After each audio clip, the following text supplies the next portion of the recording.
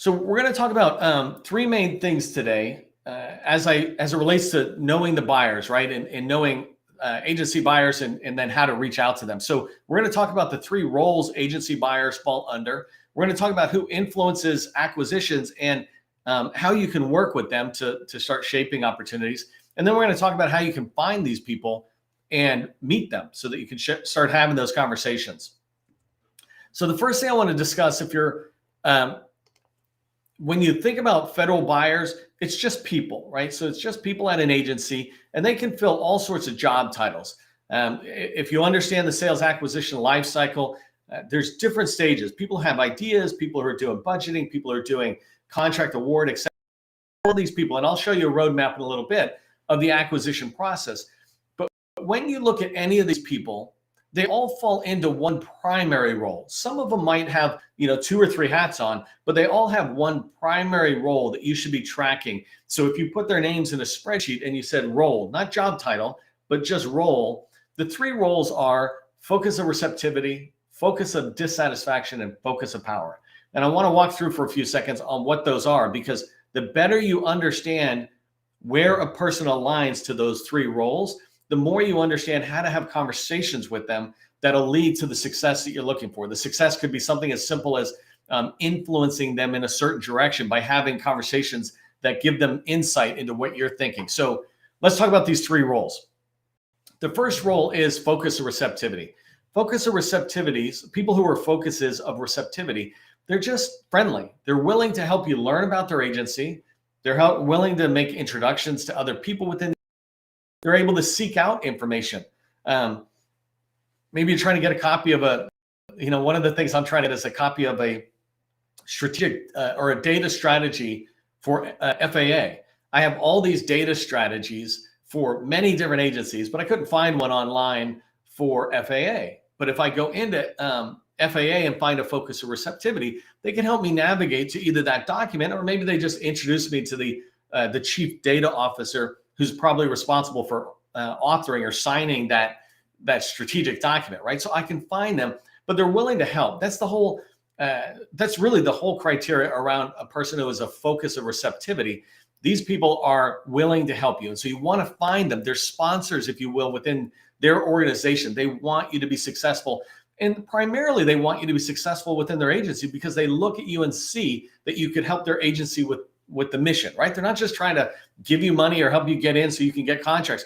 They see a fit. So you need to make sure you're showing them a fit. But then they don't really influence the decision. They don't participate in the opportunities, and they're not certainly signing contracts. And so they don't fit these other roles. And so you want to find people like that in every program office that you're going after, every agency that you're going after. Make sure you've identified a few people who are focuses of receptivity so that when you have questions, you can turn to them. When you have questions and you don't want to deep dive into this next group of people, these folks are willing to take your call and, as much as they can, share any information that would help you. So the first one is focus or receptivity. Put FR into the chat if you follow with what I mean by that person. The next role is these people are focuses of dissatisfaction. These fundamentally are the program office. There's two types of people who fall into the focuses of dissatisfaction. The program office, or the users the program office supports. And so if you think about in the IT space, the CIO's shop who runs a bunch of IT systems could be a focus of dissatisfaction. They need to improve their IT systems or whatever, but they need to improve it for users, like let's say the HR department. The HR department has an IT need that the IT department is doing. And so both of those people are focuses of dissatisfaction. Let me talk about what dissatisfaction means, because it doesn't mean I'm unhappy. It could be, but it doesn't just mean I'm unhappy. I'm dissatisfied with where I currently am.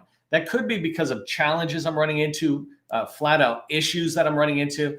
It could be because I want certain things. I want new capabilities and new features and functionality going forward in any aspect, whether it's construction or IT services, it doesn't matter.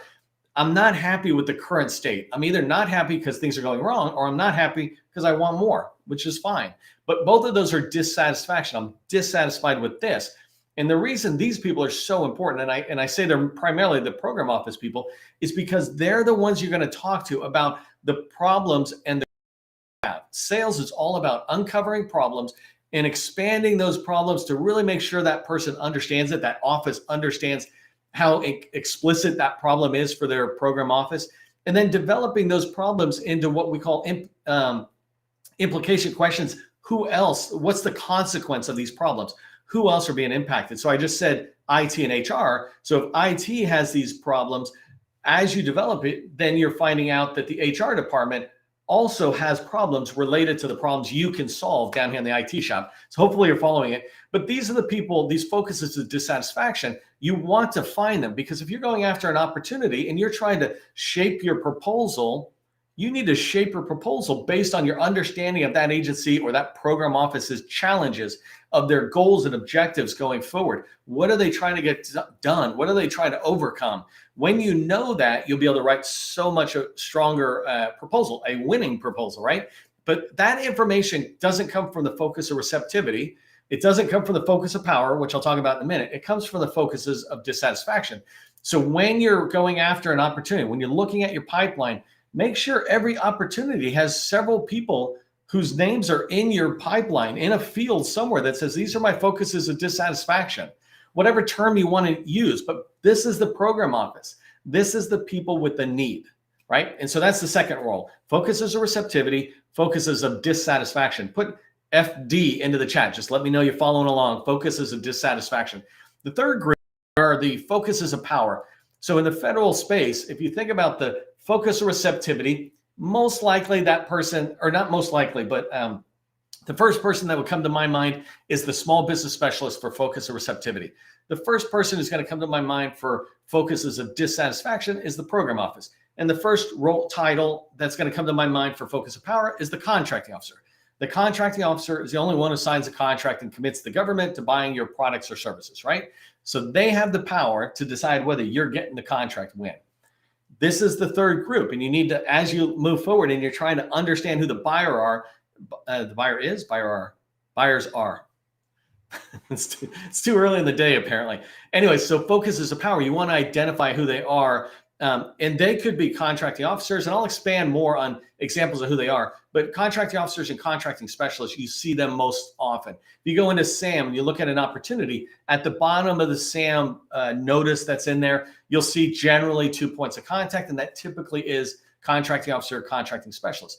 The reason you want to talk to these people is because they have the power to sign the contract, and you want to make sure that you're having conversations and influencing the decisions they're making. Think about like a FAR clause, for example.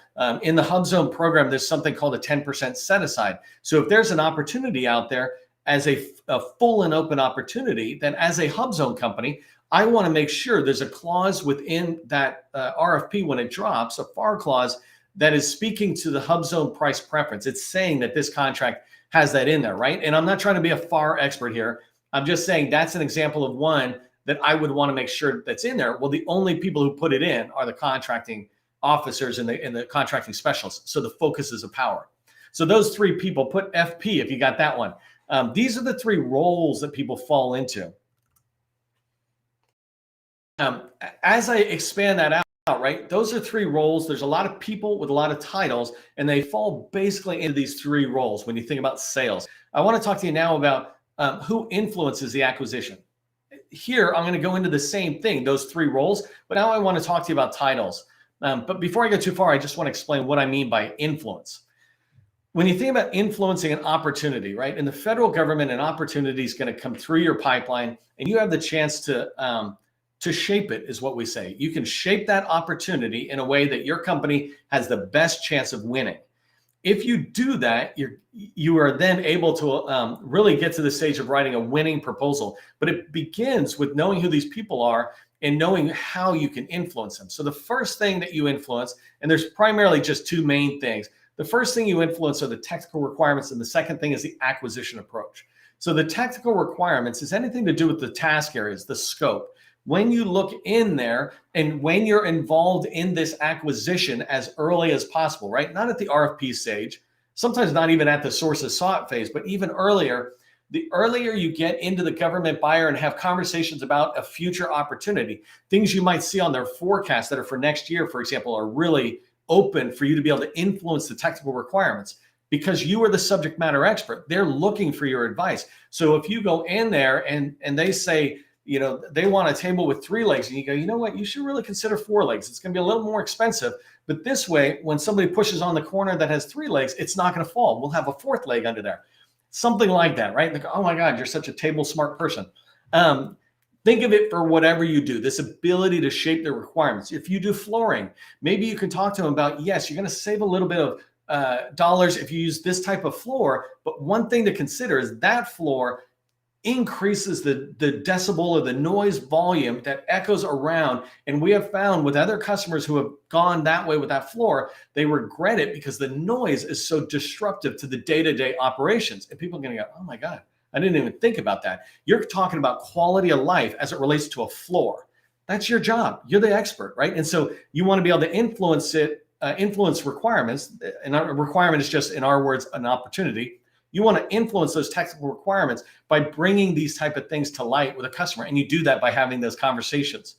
The second thing, and this goes back and forth between technical requirements and acquisition, but the second bullet I wrote here just as what you can influence are, and examples are key personnel requirements, what key personnel must have. An example is, and the other thing is certifications, right? So these two things, whether you're a key personnel and they say, hey, you must have a PMP or a PGMP or whatever it is, like a program management thing. If your company has those certifications, you want to push for the value of those. If you don't have them, you want to push them out of the contract saying, look, just because I'm a project manager, I got 30 years project management experience, but I don't keep my PMP active. It's the silliest thing in the world that the only way they're going to say that I'm a project manager or PMP is if I go and get my CUs every year. I do training every day. I think I'm pretty good at this. And so this idea that certain key personnel requirements either want to be in there or don't want to be in there, you can influence that, right? You can influence that. I'll give you an example on a $200 million opportunity I helped a customer with recently. This one was around cybersecurity, and they were saying they had to have these certain cybersecurity trainings, but it was really unique.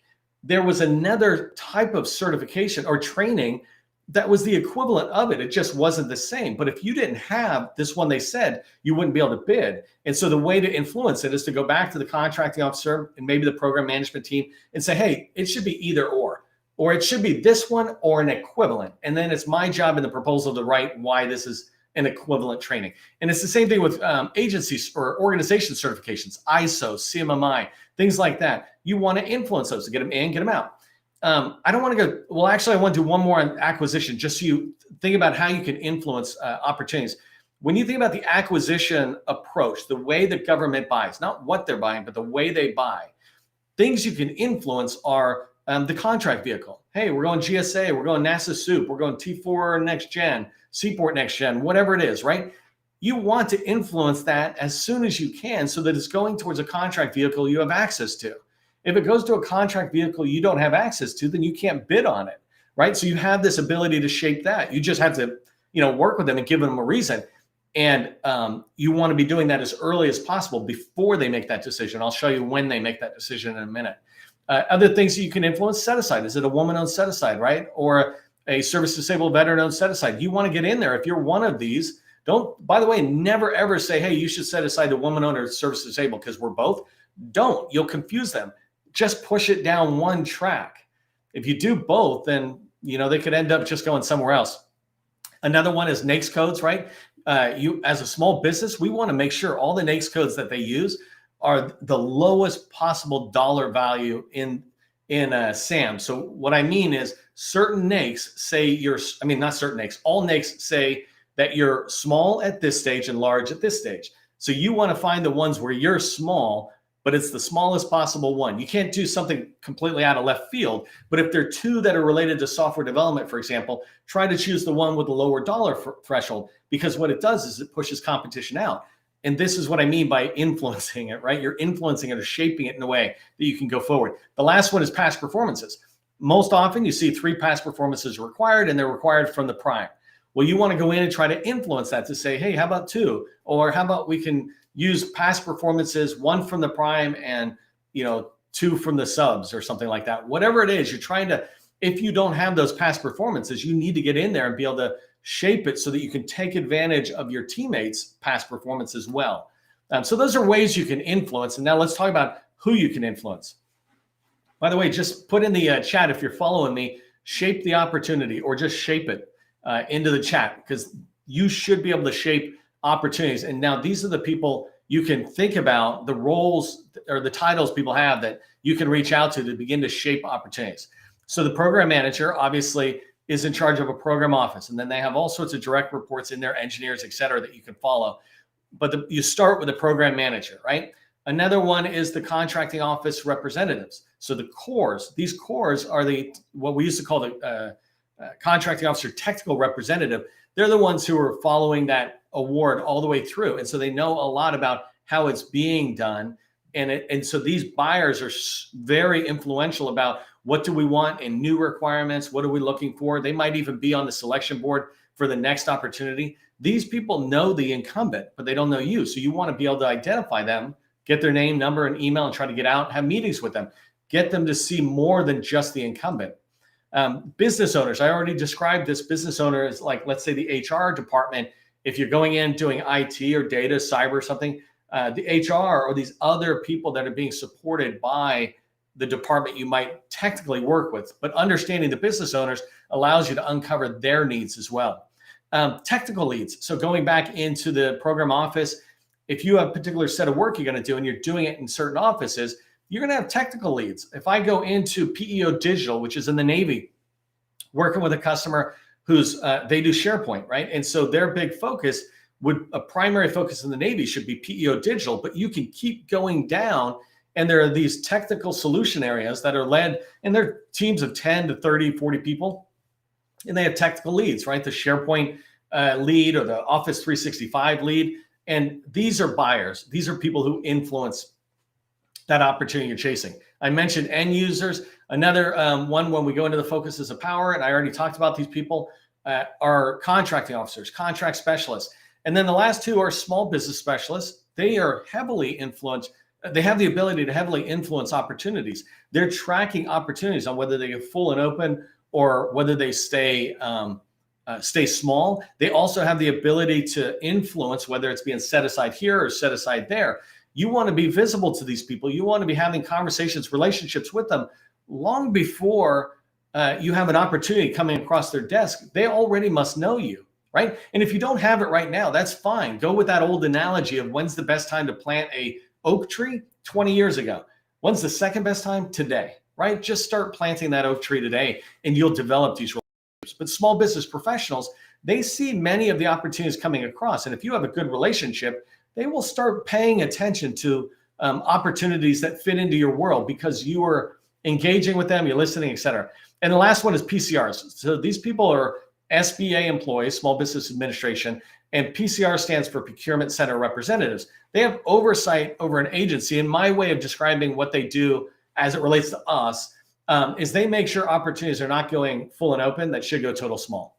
That's the gist of it. And so you want to be tracking on them because there's opportunities you might want to pursue and you might want to push down to small and keep out of full and open.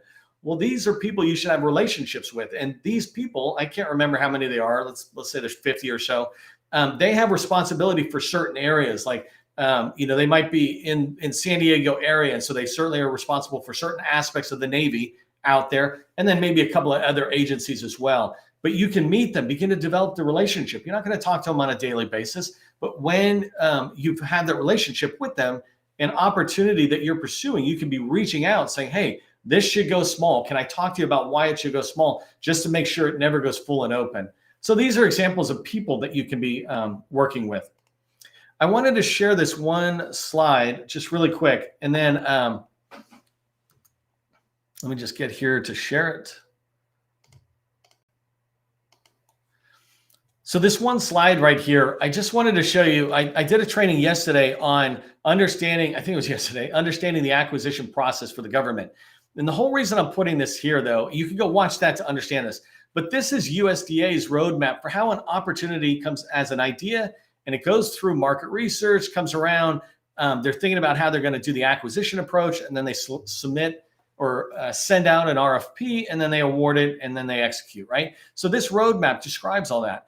what I want you to be tracking on is each one of these areas. When you begin to learn your target customer's process for acquisition, each one of them have key personnel that you want to be paying attention to. Who's there? For example, if I have an opportunity and it's early before the market research because I have done business development and I have relationships, then I'm going to try to figure out who are the stakeholders. This opportunity is coming out. I can learn about it and then maybe get in there and meet them. And the same thing going all the way around. Who does that independent government cost estimate? I've been with, I've had many federal customers, right? So I've been inside the wire a lot over my career.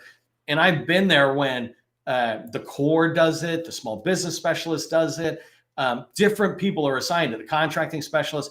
People are given the responsibility for determining an IGCE. And depending on the size of your contract, depending on the agency, it's different people. But I would want to know, like, who's doing that? Can I get in there and influence it? And what I really want to do is to make sure I'm influencing their thinking to a higher dollar value, frankly, so that LPTA or the companies that come in and do these low bids, I can push them out by getting these people to really think more and more about what the work's involved. So my point is, just know your roadmap, acquisition roadmap for your target customer, and you'll be able to work with them to shape those opportunities along the way. So let me just come back to my slides really quick. Last one I just wanted to share as we're wrapping up here is just how do you find representatives? And so I'm just going to rattle them off. Actually, sorry, let me just make this easier and share it so that you can read it while I'm rattling it really quick. But if I come in here, I just wrote down some ways, right? So you can go to an agency website, you can go to LinkedIn, you can talk to your local PTAC who has inroads with the agencies, right? And teaming partners. But my favorite is this one at the bottom, industry day slides. You want to go into industry day slides because that is the place more than anywhere else I have found program officers, program management, program office personnel listed more and more. If I go into any particular industry day slide, I'm able to find one person, 5 people. I have one I was going to show you, but I'm running out of time that has 50 people, right? So in industry day slides, you can find a lot of this information. Make sure in your target agency, you go get a copy of all those industry day slides. And I have a set process. I have a handout where I lay out the process for meeting agency buyers. But what I wanted to say here is when you're reaching out, make sure you have a clear reason. Give them a reason for meeting with you. It doesn't have to be some big value proposition. Just why should I meet with you for 15 minutes? And then one of the best ways to meet agency buyers is introductions. You start with the focus as a receptivity who lead to other people. So it's something for you to consider there. Okay, so I know as a fire hose there really quick towards the end, it always is with me. But in this lesson, we talked about the 3 roles agency representatives fall under. Focus as a receptivity, dissatisfaction, and power. Know your people. We talked about who influences an acquisition and how you can work with them.